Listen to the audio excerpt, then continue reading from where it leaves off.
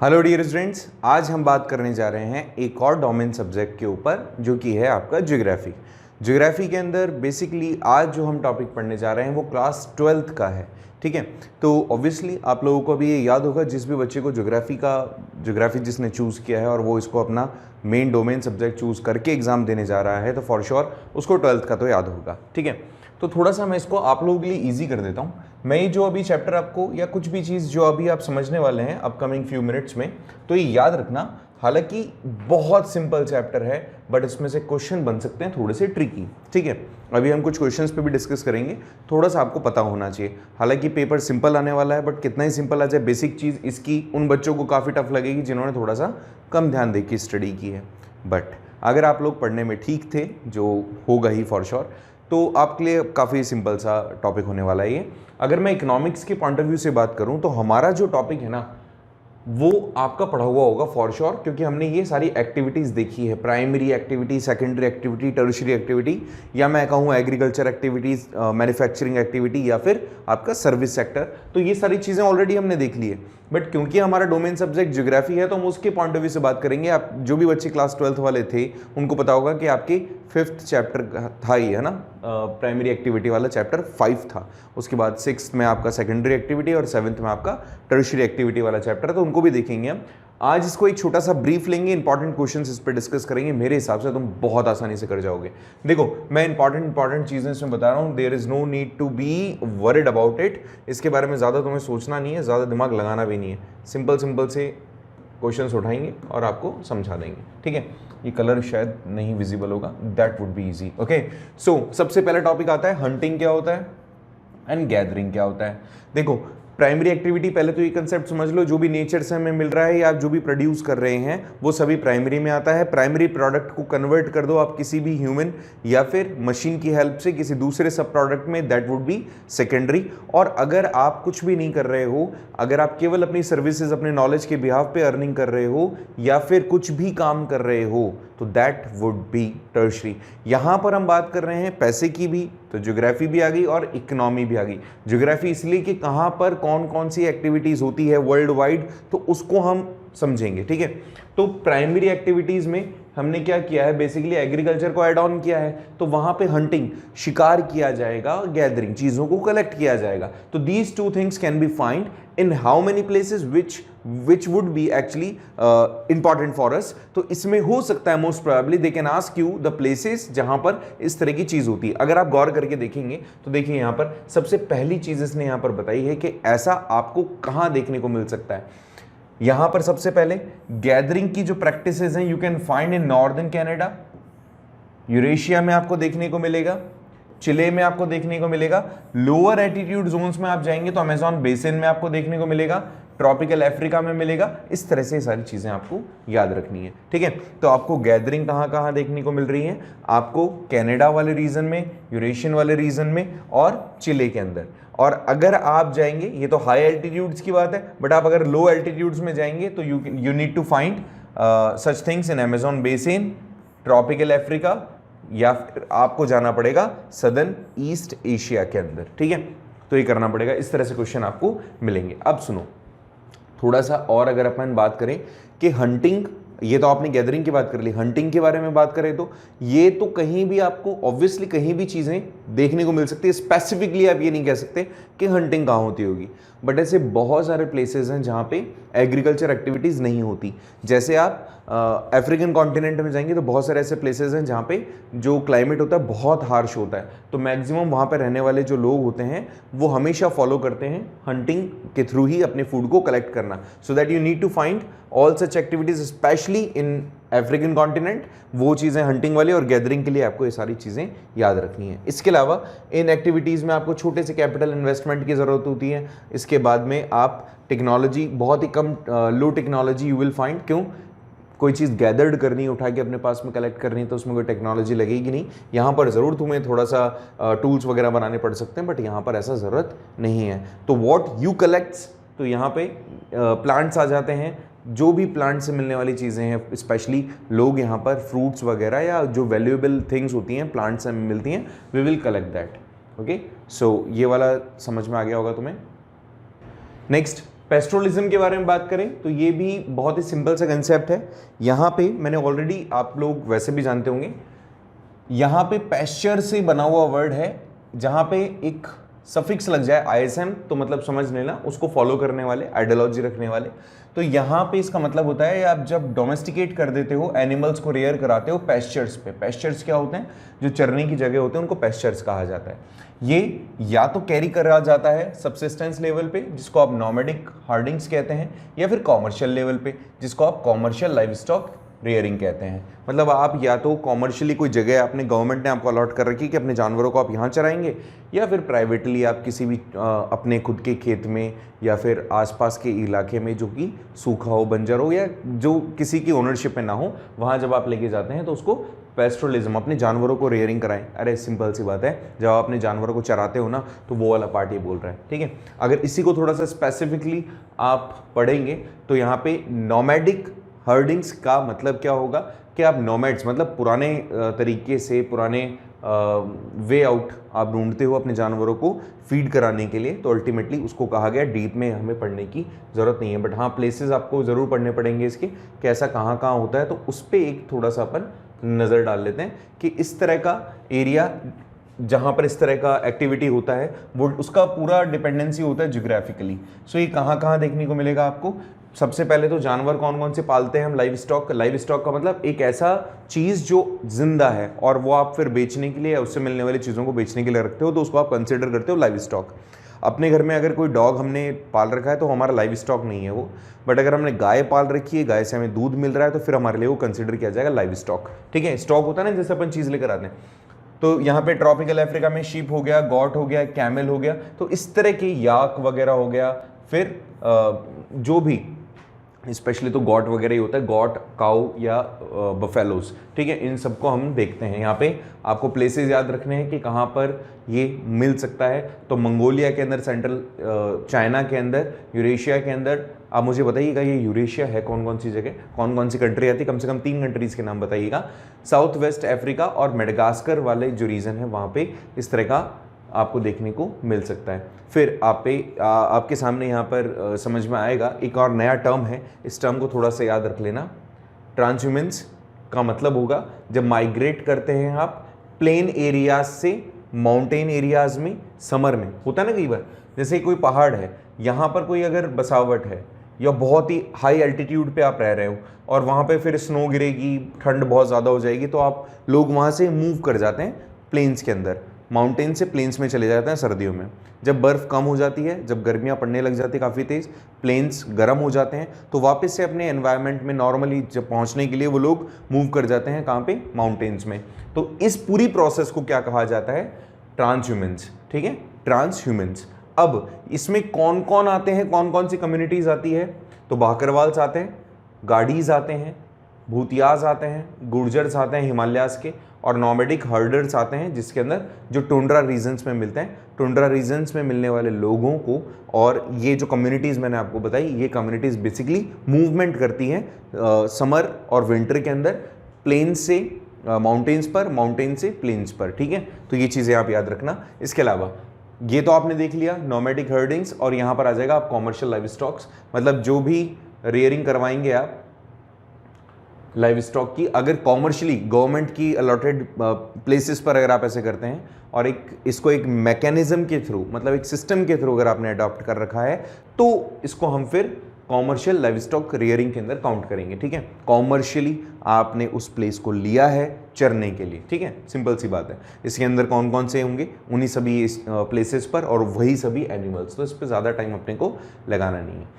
अब जो जो इंपॉर्टेंट है वो सिर्फ बता रहा हूँ आपको मैं। एग्रीकल्चर क्या होता है तुम जानते हो? एग्रीकल्चर की जो प्रैक्टिस होती है, एक तरीके का कॉम्बिनेशन होता है physical and socio economical conditions के अंदर, जिसमें आप अपने एफर्ट्स डालते हो, कोई चीज़ प्रोड्यूस करते हो जो कि आपके एपेटाइट को फुलफिल करती है। इसके अंदर कैटेगराइज किया गया है इसको, यहाँ पर समझें आप। सबसे पहले तो सबसिस्टेंस एग्रीकल्चर। सबसिस्टेंस एग्रीकल्चर का मतलब होता है इस तरह का एग्रीकल्चर जो होता है फार्मर अपने खुद की कंज्यूम करने के लिए प्रोड्यूस करता है। सबसिस्टेंस जहां भी आ जाएगा मतलब मान जाइएगा कि वहां पे जो फार्मर प्रोड्यूस कर रहा है वो केवल खुद की एपेटाइट को फुलफिल करने के लिए कर रहा है। उसके अंदर दो कंडीशन है, एक है प्रिमिटिव, एक है इंटेंसिव। एक है प्रिमिटिव, एक है इंटेंसिव। प्रिमिटिव में क्या है? अभी भी यहाँ पे सब्सिस्टेंस एग्रीकल्चर के अंदर हमने क्या काउंट किया कि आप जो भी प्रोड्यूस कर रहे हो ना वो कर रहे हो खुद की एपेटाइट के लिए, बिजनेस नहीं करना चाह रहे हो उससे। हो सकता है थोड़ा बहुत सरप्लस होगा तो आप उसको बेच दोगे, बट यहाँ पर कैसे आपने कैलकुलेट करा है इसको, यहाँ पर जो भी चीजें मिल रही है या तो वो आप प्रोड्यूस कर रहे हो अपने नियर बाय एरिया में, ठीक है, आप अपने नियर बाय एरियाज में कर रहे हैं। जैसे समझना, इसका सिंपल सा मतलब क्या होता है, आप एक नियर बाय एरिया में पहुंचे, वहाँ पे आप नोमैड्स थे, तो ऐसे में वहाँ पहुँचने के बाद में आपने पहले तो उस प्लेस को साफ़ किया, वहाँ पर जो भी चीज़ें होगी उसको ग्रो किया, उसको आपने ले लिया और आप वहाँ से आगे चल दिए, ठीक है। तो प्रिमिटिव के अंदर क्या होगा, मूवमेंट्स होंगी, बट वहाँ पे मतलब वही होगा, अपने आसपास होगा। और इंटेंसिव में आप क्या करेंगे, पॉपुलेटेड प्लेस पे जाकर के एग्रीकल्चर करेंगे। ऐसे थोड़ा सा मैं और इसको स्पेसिफाई कर देता हूँ। देखो यहाँ पे प्रैक्टिस किया जाता है अफ्रीका के अंदर स्पेशली, ठीक है। वहाँ पर इसका मतलब क्या होगा, अलग अलग प्लेसेस जो होते हैं वहाँ पे उन प्लेसेस पे पहुँचा जाता है। इसको स्लैश एंड बर्न भी कहते हैं, बर्म नहीं है, बर्न है, ठीक है, BURN, burn, slashes and burn. चीज़ों को पहले वहाँ पे मैदान को साफ़ किया जाता है जला करके, उसकी राख एक तरीके से फर्टिलाइज़र का काम करती है, फिर वहाँ पे हार्वेस्ट ग्रो होती है, उसको यूज़ किया जाता है, फिर वहाँ से चल दिया जाता है। जब तक वो प्रोडक्टिव है लैंड तब तक प्रोड्यूस किया जाएगा, उसके बाद वहाँ से चल दिया जाएगा, ठीक है। इस तरह का होता है। इसमें बहुत ही सिंपल सा टूल होता है कि आप बड़े से एरिया को ले लो, उस पर आग लगा दो, उसको जला दो, साफ़ कर दो, फिर सॉइल अपने आप फर्टिलिटी गेन करेगी, उसके हिसाब से कल्टीवेशन हो जाएगा। जबकि इंटेंसिव में क्या होगा, आप डेंसली पॉपुलेटेड एरिया के अंदर जहाँ पे पॉपुलेशन रहती है वहाँ पे आप इसको प्रोडक्शन इसका कर दें। लेकिन ये लोग ऐसा नहीं है कि किसी बेचने के लिए कोई काम कर रहे हैं, वो अपने एपेटाइट को फुलफिल करने के लिए कर रहे हैं। सेम ये काम भी यहाँ पर होगा।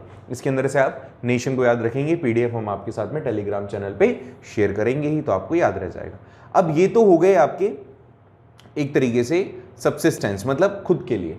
Now it's time for plantation agriculture. Plantation में क्या करेंगे आप, यहाँ पे प्लांट्स के थ्रू आप ग्रो करते हैं, बट प्लांटेशन का बेसिकली कंजप्शन नहीं होता, उसको बेचने के लिए करते हैं, तो इसको आप कॉमर्शियल में ऐड कर सकते हो।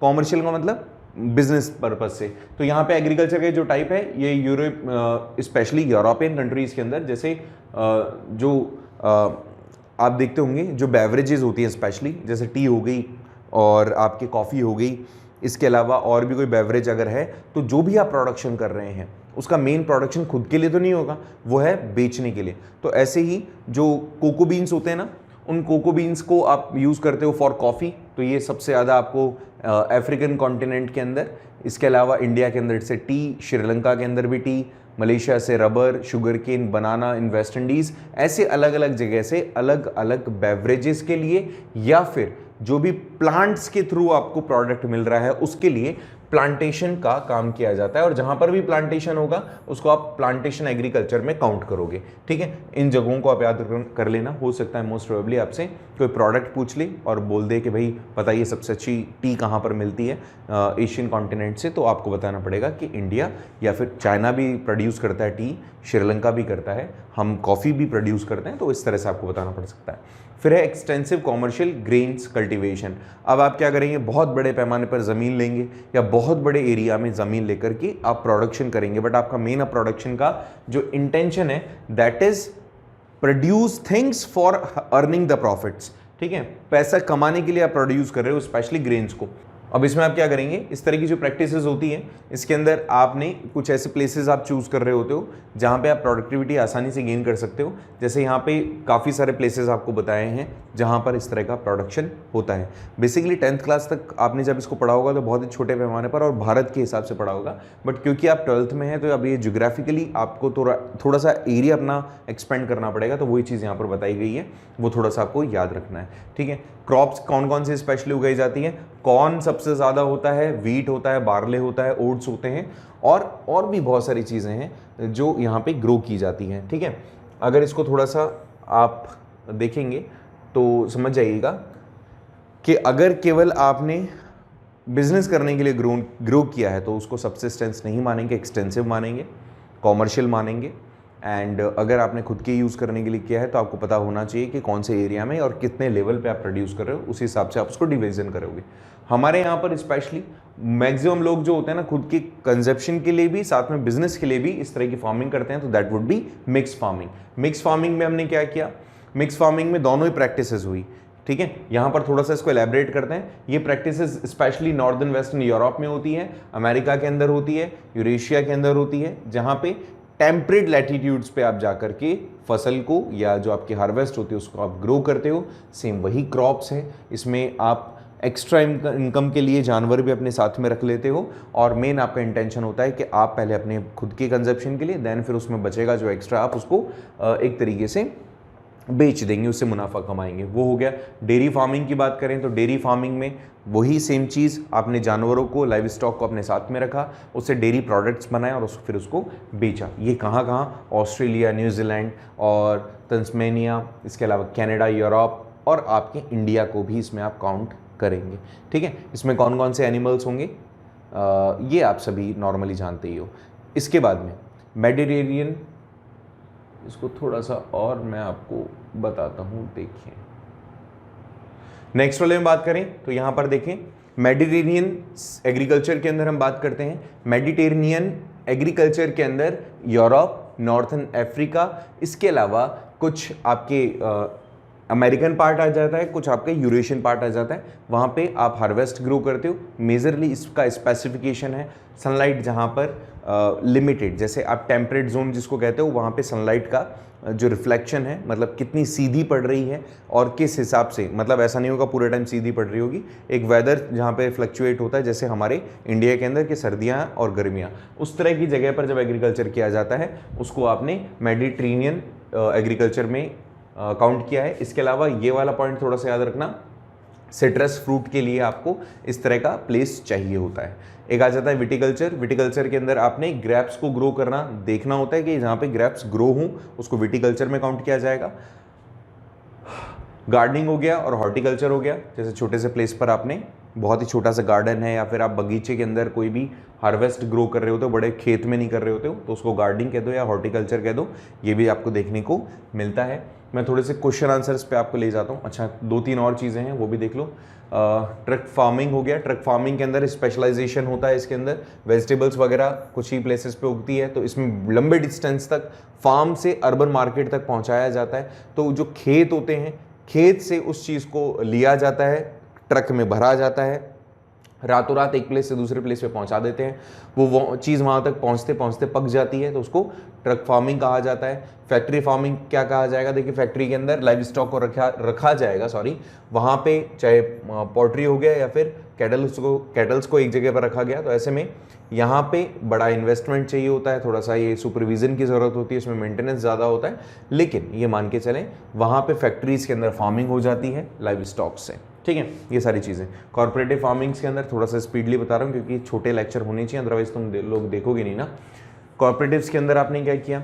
ग्रुप्स बना लिए, उन ग्रुप्स के थ्रू आपने हार्वेस्ट ग्रो करने की या फिर जो भी फार्मिंग आप कर रहे हो जिस भी टाइप की, वो आपने देखा। इस तरह की प्रैक्टिसेस डेनमार्क में, नीदरलैंड्स में, बेल्जियम में, स्वीडन में और इटली में देखी जा सकती है। कलेक्टिवली मतलब बड़े बड़े प्लेसेस होते हैं जिनको आप एक साथ मिलकर के, बहुत बड़े प्लेस, छोटे छोटे प्लेसेस हैं, छोटे छोटे लोगों के पास असेट्स हैं, उनको आपने एक जगह लाया और एक जगह लाने के बाद में कलेक्टिवली आपने फार्मिंग अगर की है तो वो कलेक्टेड फार्मिंग कहलाएगी, जिसमें ओनरशिप एक जगह आ जाता है। मान लेते हैं कि ठीक है मिलकर के करेंगे तो ज़्यादा हमें बेनिफिट होगा। इसके अलावा माइनिंग्स आप जानते हो, माइनिंग्स में भी 2 टाइप की माइनिंग यहाँ पर बताई है। एक आपने सरफेस से निकाला और एक आपने एक्सट्रैक्ट किया, तो उस तरह की मेथड ऑफ माइनिंग में आएगा। एक तो सरफेस पर होगा और एक अंडरग्राउंड होगा। ठीक है, एक तो सरफेस से आपने माइन कर लिया और एक आपने एक्सट्रैक्ट किया है, तो माइनिंग हो गया। खुदाई के दौरान आपको मिनरल्स वगैरह मिलते हैं तो वो भी इसी के अंदर काउंट किया जाएगा। ठीक है, मिनरल्स को भी इसी में काउंट किया जाएगा, जस्ट बिकॉज ऑफ कि जितने भी मिनरल्स हैं वो भी आपके प्राइमरी एक्टिविटी का ही पार्ट हैं, इसलिए वो भी आपके एग्रीकल्चरल या फिर आपकी प्राइमरी सेक्टर का हिस्सा हो जाएंगे। ये कहाँ कहाँ ऑब्वियसली जहाँ जहाँ रिसोर्सेज होंगे वहाँ वहाँ आपको देखने को मिलेगा। अगर क्वेश्चन की बात करें तो जल्दी जल्दी क्वेश्चंस देख लेते हैं कुछ। इसने बोला इनमें से प्लांटेशन क्रॉप कौन सी नहीं है? कॉफ़ी, शुगर केन, वीट या रबर, तो वीट नहीं है। नेक्स्ट क्वेश्चन की बात करते हैं अगर अपन, इनमें से कौन सा कंट्री कॉर्पोरेटिव फार्मिंग करती है? सबसे ज़्यादा सक्सेसफुल एक एक्सपेरिमेंट है कॉर्पोरेटिव के लिए, तो डेनमार्क है सबसे ज़्यादा सक्सेसफुली यहाँ पर कॉर्पोरेटिव फार्मिंग की जा सकती है। फ्लावर्स जब ग्रो करते हैं तो उसको किस टाइप की फार्मिंग कहते हैं? फ्लावर्स का क्या ट्रक फार्मिंग है, फैक्ट्री फार्मिंग है, मिक्स फार्मिंग है, फ्लोरिकल्चर है? तो फ्लोरिकल्चर ऑब्वियसली फ्लावर से बना है फ्लोरिकल्चर, तो इस तरह का ऑप्शन आपको मिल जाएगा। इनमें से किस टाइप की फार्मिंग यूरोपियन कॉलोनीज में की जाती है? Which one of the following type of cultivation was developed by European colonies? European colonies, plantation आपको देखने को मिलेगा यूरोपियन कॉलोनी से ही डेवलप हुआ और फिर आगे चल करके वो हर जगह पर फैल गया। नेक्स्ट अगर इसमें से बात करें तो extensive commercial grains cultivation not practised, कहाँ पर प्रैक्टिस नहीं होता? क्या अमेरिका में होता है, क्या यूरोप में होता है, या फिर अर्जेंटीना? ऑब्वियसली यहाँ पे अमेजोन बेसिन में नहीं होगा, क्योंकि इसने कॉमर्शियल बोला है, वहाँ पर हार्श क्लाइमेट होगा तो वहाँ पर नहीं मिलेगा आपको इस तरह से। नेक्स्ट इसने बोला कि सिट्रस फ्रूट के लिए काफ़ी ज़्यादा इंपॉर्टेंट होता है, ये ऊपर अपन बता के आए थे ना, मेडिटेरेनियन एग्रीकल्चर, तो ये भी ठीक हो जाएगा तुम्हारा। नेक्स्ट क्वेश्चन पे बात करें, which type of agriculture among is the following is also called the slash and burn? ये बर्न है यार, है ना, स्लैश एंड बर्न। तो यहाँ पर आप देख लेना, यहाँ पर इसको एक्सटेंसिव कहेंगे, प्रिमिटिव कहेंगे, तो प्रिमिटिव सब्सिस्टेंस एग्रीकल्चर कहा जाता है इसको, ठीक है। मोनोकल्चर मतलब जहाँ एक ही टाइप की मतलब एक ही टाइप का आप प्रोडक्शन कर रहे हो, तो मोनोकल्चर में डज नॉट फॉलो मोनोकल्चर। तो मिक्स फार्मिंग हो गई, प्लांटेशन, कॉमर्शियल ग्रेन या डेयरी फार्मिंग।